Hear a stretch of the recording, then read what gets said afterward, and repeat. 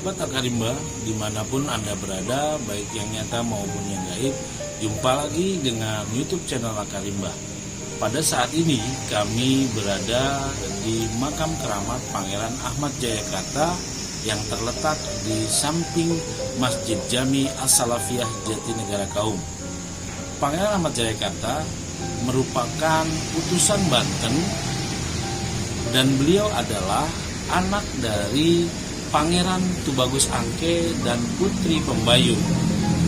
Pada saat perebutan pelabuhan Sunda Kelapa, Pangeran Ahmad Jayakarta dibantu oleh Pangeran Wijaya Kusuma dan juga Pangeran Segara. Seperti apa ceritanya? Selamat menyaksikan.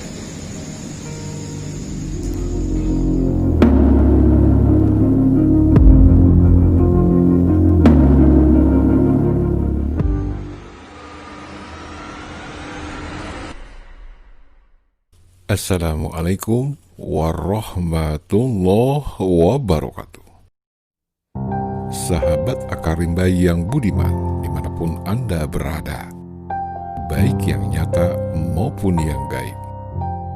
Pada kesempatan ini, kami ingin mengajak Anda kembali bernostalgia, mengenang sejarah ibu kota tercinta, Jakarta,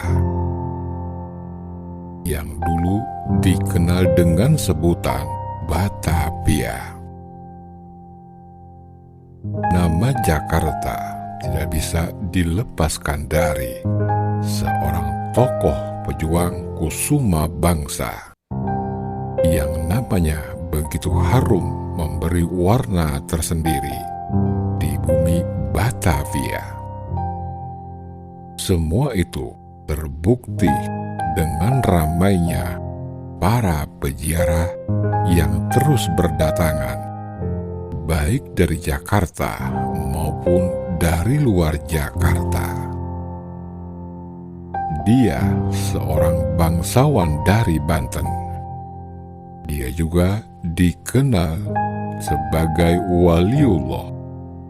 Dia adalah Pangeran Ahmad Jayakarta, atau lebih dikenal dengan sebutan Pangeran Jayakarta. Dialah pendiri negara Jati yang kemudian dikenal dengan sebutan Jatinegara. Sejarah bukan sekedar peristiwa di masa lalu, melainkan sebagai ruh kehidupan dalam sebuah proses perjalanan panjang suatu bangsa. Sejarah juga sebagai jantung kehidupan, karena kehidupan tidak lepas dari sebuah sejarah. Berbicara mengenai Pangeran Jayakarta membutuhkan ketelitian yang mendalam. Hal ini terkait dengan jarak waktu yang begitu jauh dan minimnya bukti sumber sejarah. Dikisahkan setelah Sunda Kelapa ditaklukkan pasukan gabungan Kerajaan Demak, Cirebon, dan Banten, Fathaillah menjadi penguasa kota pelabuhan Sunda Kelapa yang bergelar Pangeran Jayakarta pertama. Kemudian Sunda Kelapa berganti nama menjadi Jayakarta. Lalu pada tahun 570, 1600, Fathaillah menyerahkan kekuasaannya kepada Tubagus Angke dengan gelar Pangeran Jayakarta kedua. Lalu, tampuk kepemimpinan diserahkan kepada anaknya yang bernama Pangeran Sungerasa Jayawikarta atau Wijayakrama, bergelar Pangeran Jayakarta ketiga. Lalu, kekuasaan pun berlanjut diserahkan kepada anaknya yang bernama Ahmad Jakarta, yang kemudian bergelar Pangeran Jayakarta keempat. Di sini jelas bahwa nama Pangeran Jayakarta adalah nama gelar yang turun-temurun diberikan untuk penguasa Jakarta yang juga keturunan langsung dari Fathaillah. Karena setelah itu tidak ada lagi penggunaan gelar Pangeran Jayakarta kelima, karena anak dari Ahmad Jakarta yang bernama Pangeran Lahut waktu itu terjadi perebutan kekuasaan. Selanjutnya, para keturunan Pangeran Jayakarta tidak lagi menggunakan gelar pangeran, namun menggunakan gelar Ateng. Saat ini, para keturunan Ahmad Jayakarta di Jatinegara Kaum menggunakan gelar Raden. Sejarah mencatat di bawah kepemimpinan Pangeran Jayakarta keempat atau Ahmad Jakarta, kota bandar itu maju pesat, terutama di bidang perdagangan hasil bumi.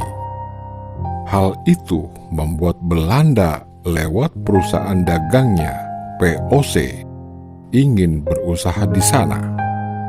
Walaupun POC sebelumnya sudah malang melintang dan menguasai perdagangan rempah-rempah di Maluku.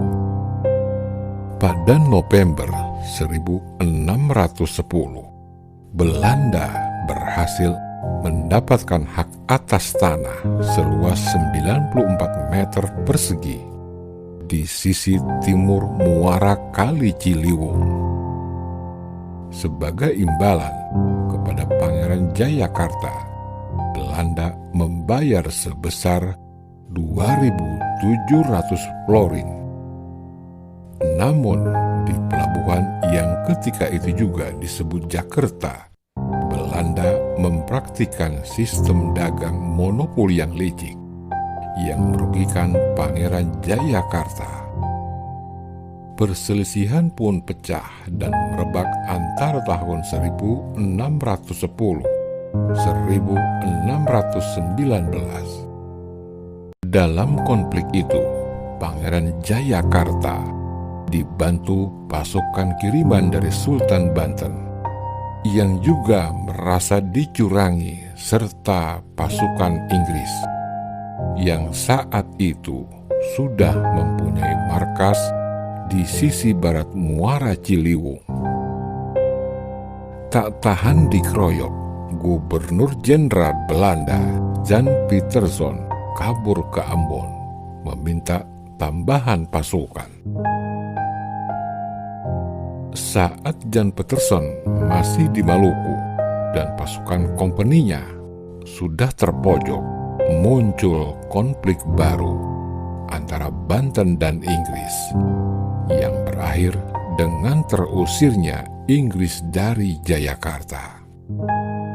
Akan tetapi, pada waktu bersamaan, Jan Pieterszoon tiba-tiba muncul lagi dengan membawa pasukan yang masih segar dari Ambon. Jan Pieterszoon langsung memporak-porandakan pasukan koalisi Banten Jayakarta yang sudah loyo gara-gara pertempuran dengan Inggris. Bala tentara Banten melarikan diri ke arah barat dan selatan, sedangkan Pangeran Jayakarta dan para pengikutnya mundur ke arah tenggara. Setelah POC menguasai Jakarta pada 12 Maret 1619, Jan Pieterszoon mengganti nama kota pelabuhan itu menjadi Batavia. Rupa-rupanya, meski terusir dari Jakarta, Pangeran Jayakarta tidak pernah menyerah. Ajakan Belanda untuk berdamai selalu ditolak, Pangeran Jayakarta bahkan terus melancarkan perlawanan dalam sebuah pertempuran yang terjadi di daerah Mangga II. Ia kehilangan Syekh Badar Alwi Aliatrus, panglima perangnya, yang tertangkap anak buah Jan Pieterszoon. Kala itu, pertempuran terjadi bulan Mei 1619. Pasukan Jayakarta dikabarkan terdesak. Mereka dikepung pasukan Belanda dari arah Senen, Pelabuhan Sunda Kelapa, dan Tanjung Priuk. Menurut cerita Raden Jayanegara yang masih keturunan Pangeran Jayakarta menyebutkan, saat jadi buronan Belanda, Pangeran Jayakarta berhasil mengelabui pasukan Pieterszoon dengan melepas jubah dan surbannya yang lantas dibuang ke dalam sumur tua. Belanda menyangka Pangeran Jayakarta telah tewas setelah menembaki jubah dan sorban di sumur itu. Pada akhirnya, Pangeran Jayakarta menetap di Jatinegara Kaum bersama pengikut-pengikutnya hingga wafat dan dimakamkan di Jatinegara sebelah Masjid Asy-Syafi'iyah, Jakarta Timur. Uniknya, keberadaan makam tersebut baru terungkap pada tahun 1956,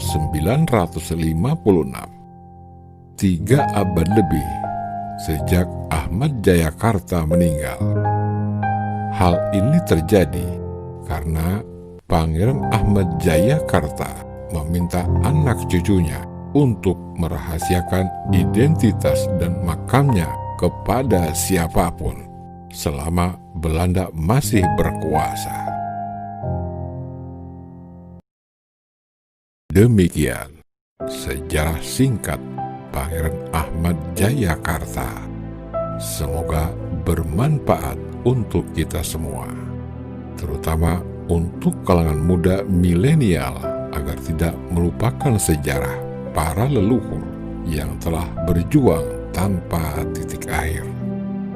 Mohon maaf lahir dan batin jika tayangan ini tidak sesuai dengan cerita yang ada. Terima kasih sudah menyaksikan tayangan ini. Jangan lupa untuk subscribe pada channel kami, agar kami tetap semangat menggali legenda-legenda yang masih terkubur, agar kebenaran terkuak dengan alamnya. Mbah Jagat Nurjati mengatakan, kebahagiaan kita terletak pada kebahagiaan orang lain. Beri kebahagiaan kepada orang lain, maka Anda akan mendapatkan kebahagiaan Anda sendiri. Kita tidak pernah tahu bagaimana rasanya bahagia jika kita tidak pernah membahagiakan orang lain. Ingat, orang kaya terhijab karena hartanya, pejabat terhijab karena kekuasaannya, orang pintar terhijab karena ilmunya, dan yang terakhir, orang bodoh terhijab karena kebodohannya.